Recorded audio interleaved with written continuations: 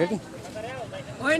তো দর্শক, যারা আমাদের এসকে টিভি আজকের এই নিউজটা দেখছেন কিংবা ভিডিওটা দেখছেন, আপনারা জানেন যে দুলিয়াখাল এলাকাটা আগে থেকেই কিন্তু একটা পর্যটক কেন্দ্রের এরিয়ার মতো ছিল। কারণ এখানে আমরা প্রায় সময় দেখেছি যে অনেক ছেলেপেলেরা কিংবা অনেক কাপল ছবি তুলতো, তখন শুধু গাছ ছিল এবং রাস্তা ছিল।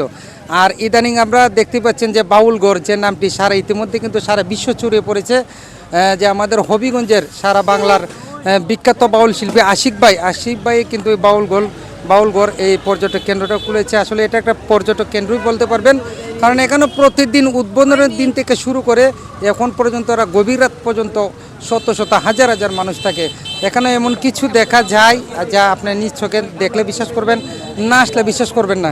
এখনও অসংখ্য মানুষ রয়েছে। ভাই আসলে একটু এদিকে আসেন, আপনাদের কেমন লাগতেছে যে বাউলগড় আইসে একটু বলবেন? জায়গাটা অনেক সুন্দর, দর্শকের জন্য আসার জন্য অনুরোধ রইল।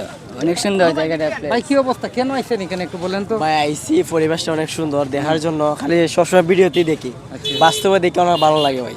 আশিক ভাই দেখছেন? হ্যাঁ অবশ্যই, হ্যাঁ ছবি তুলছি আলহামদুলিল্লাহ, অনেক ভালো। খাওয়া দাওয়ার কি কি ব্যবস্থা আছে? খাওয়া দাওয়া আছে, মানে মোটামুটি হয়তো নতুন উদ্বোধন হয়েছে, আপনার আছে চা আছে, অনেক কিছু আছে, মোটামুটি ভালোই আসে, চলে আলহামদুলিল্লাহ ভালো। তো আসলে দর্শক দেখেন যে যে প্রচণ্ড গরম, এই গরমেই কিন্তু মানুষ চাইরা একটু নিরিবিলি পরিবেশে থাকার জন্য এখানে আসে প্রায় সময়। আমরা বিশেষ করে গরমের জন্য কিন্তু মানুষ বেশি আসে। আর যেহেতু নতুন আশিক ভাই একজন জনপ্রিয় ব্যক্তি, উনি একটা বাউলগড় খুলছে, একটা পর্যটক কেন্দ্র খুলছে, এই জিনিসটা দেখার জন্য আরও বেশি আসে। আর ইতিমধ্যে কিন্তু উদ্বোধনের দিন থেকে শুরু করে এখন পর্যন্ত বাংলাদেশের ভালো ভালো যে সেলিব্রিটিরা রয়েছে প্রত্যেকে কিন্তু এখানে এসেছে। আর সবাই কিন্তু আরও আশা রয়েছে।